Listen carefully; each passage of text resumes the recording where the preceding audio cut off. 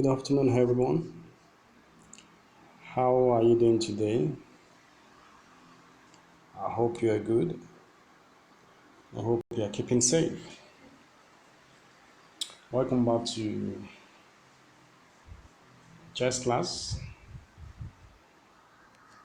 where thinkers are raised and leaders are made. Chess class is the baking class of leaders who are going to be solving critical problems in a short while.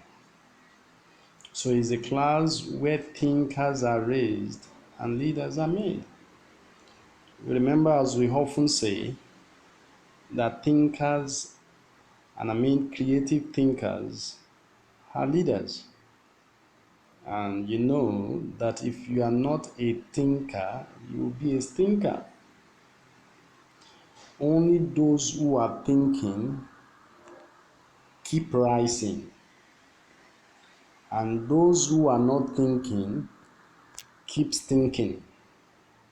But chess class is the class where we fine tune our concentration ability, our thinking ability, our reasoning skills, and then our decision making skills for problem solving. You know, leaders are those who solve problems. Leaders are not just those who sit on a big chair giving orders. Leaders are those who can think ahead of time, give solutions to problems ahead of time, and then begin to create followers because people will be able to see how you solve problems for them. And then you are creating followership, and that is how leaders are made. So, chess class is the class where thinkers are raised and leaders are made. Welcome again to chess class. Now, you remember in our series of problem solving, we said this time we're going to be looking at being proactive rather than being reactive in problem solving. And we said being proactive means you can think ahead of time to put solutions in place in the likelihood of problems. And we said being reactive is that you are thinking to solve the problem in the midst of the problem. Now look at it. You will be more relaxed, you will be more creative when you can think ahead of time, when the problem is not here, and your decisions at that time will be accurate. But if you are thinking to solve a problem in the midst of the problem, then there are likelihoods of making mistakes because your decisions might not just be accurate. Now, that is the advantage of being proactive over being reactive. So it is better to be proactive rather than being reactive. So welcome again. And today we're going to be looking at pinning and pin breaking. Pinning and pin breaking. Now, very quickly, you remember we started from our game opening, the backups, and all of that. So, what is pinning? Pinning simply means when a piece is held down, is blocked in order for it not to be able to move. That is pinning. Now, another pinning is when a piece is being attacked and that piece cannot move because if it does, it's going to expose or open up a more valuable piece. A more valuable piece. That is another kind of pinning. I'm going to show you these two, and then we're going to look at how to solve that problem of pinning. What are the things needed to do to break a pin? So we're looking at pinning and pin breaking. Now, what are the advantages of pinning. I'll tell you two. Number one advantage of pinning is that pinning creates anxiety, makes your opponent to be anxious, and in so doing, it makes a mistake for you to capitalize on. Now, the second advantage of pinning is that it weakens the defense of your opponent. You remember, chess helps our strategy. Chess is for strategic thinking. So pinning is a strategy to achieving your goal or your aim. Now, as you advance in this class, you begin to see how pinning can help you bring down your objective or your goal. But like I said, very quickly, I'm going to show you the two types of pinning in this session, and I'm going to show you what you can do to break the pin. All right. Now, let's see in this scenario. You remember that I can either start with my gambit, d2 or e2, or I start with my knight, the g knight or the b knight. But you know, for the white plays first, so the white attacks. You are supposed to launch your attack, and that is why you don't play the knight as white. The first thing you play is your gambit, and I told you the best gambit to play is the king's gambit. And I told you that your king's gambit should move one step, not two steps. Why? If you move two steps, look at it now, to e4, there is no backup.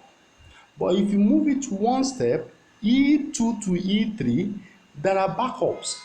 You have d2 and f2 as your backup. But for this session, let's assume I play two steps. Okay?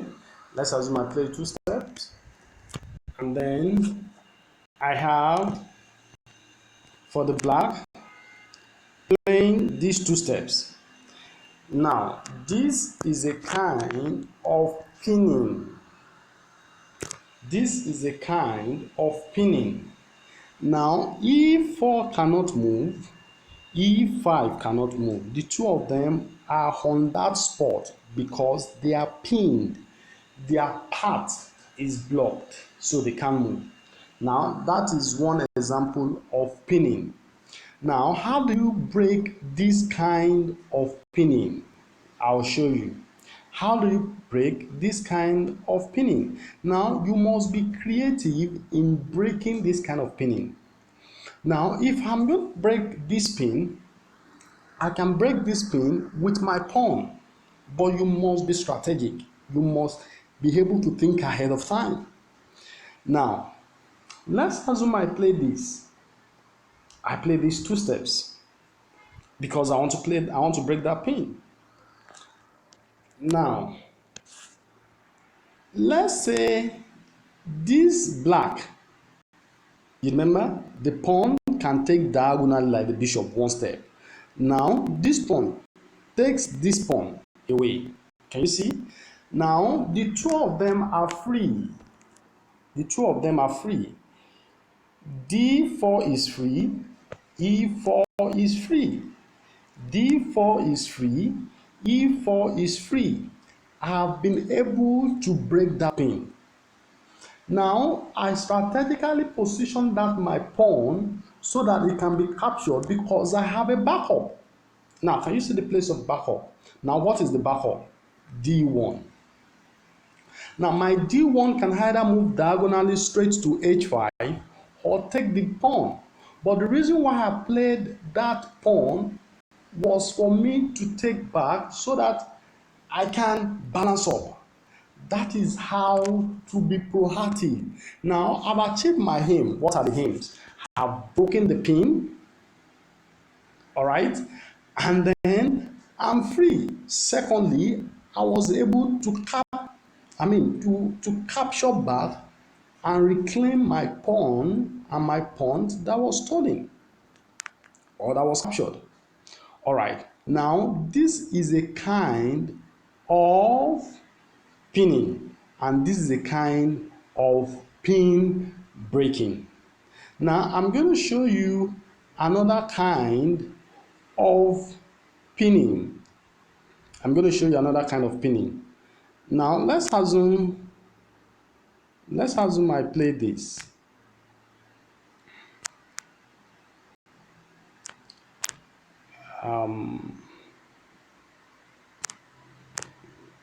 Let's assume I play my queen here. All right. My queen is there. I'm just showing you. My queen is there. All right.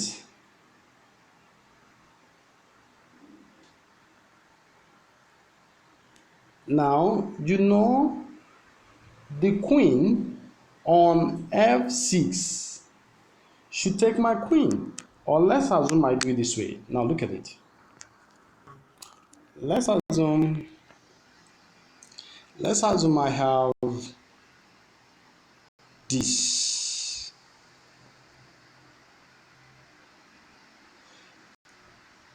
Let's assume I play this.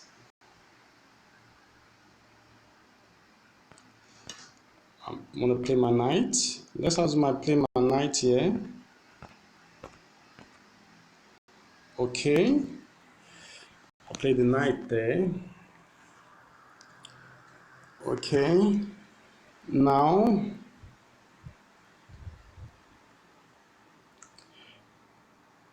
I want to play this pawn. Okay. I play this pawn here. All right. Now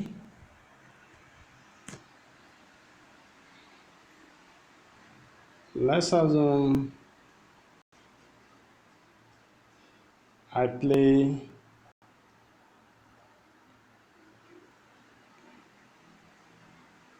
this.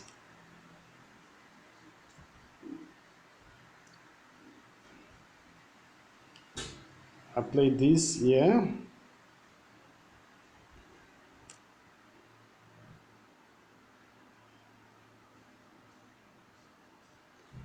Let's assume I play this here. Now you can see my plan. That knight is actually targeting two pieces. All right, is that it takes my queen or it takes the pawn. All right, is that it takes my queen or it takes the pawn. Now let's assume I play my queen here. Let's assume I'm here. All right. Now let's assume this knight takes this pawn. Okay, the knight takes the pawn. Now look at this. This knight is pinned. This knight will not be able to move. Why? If this knight moves, that king will be on check. So the knight could be said to be pinned. The knight could be said to be pinned because if the knight moves, then it's going to expose a more valuable piece. So the knight cannot move because it is pinned. The knight cannot move because it is pinned. Now, what can you do? What can you do to salvage this situation? You remember, we're looking at being proactive, and at the same time, we're looking at being reactive. Now, this has happened. The knight was in a haste to go and capture.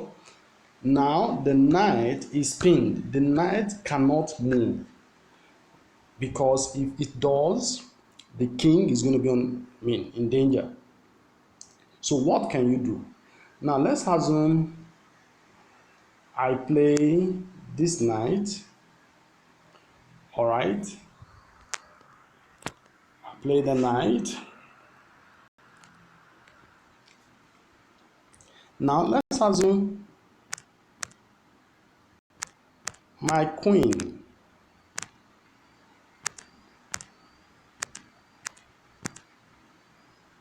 No, my queen.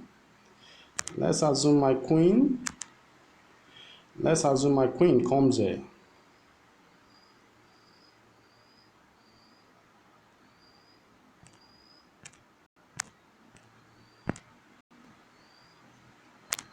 My queen.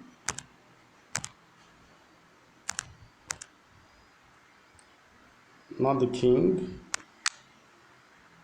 My queen. Let's assume the queen comes here. Not that position. Let's assume the queen comes on E. Let's assume the comes on E. On E2. I want to bring it on E2. I want to bring the king on E2. I want to bring the the queen on E2. On E2.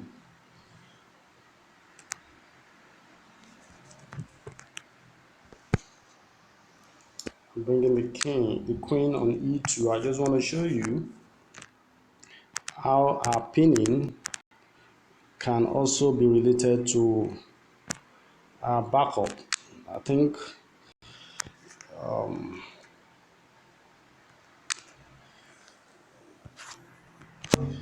moving the queen to E2. Now what I'm going to show you is that if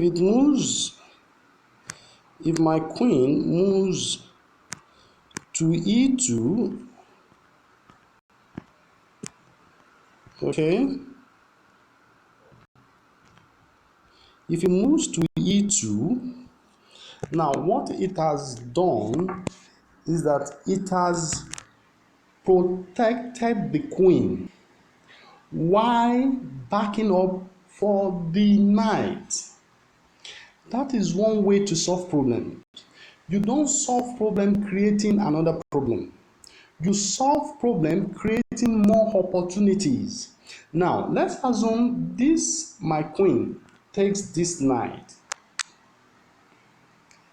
Let's assume the queen takes this knight. All right? Then my king or my queen, okay? My queen on E7.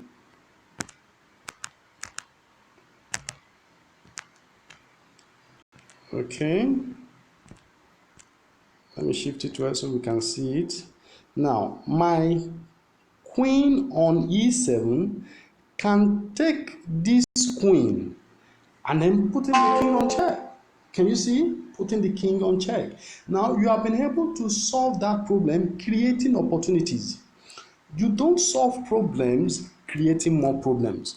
Now, this is the place of being proactive, and then we can see how to be reactive and then reacting correctly to problems.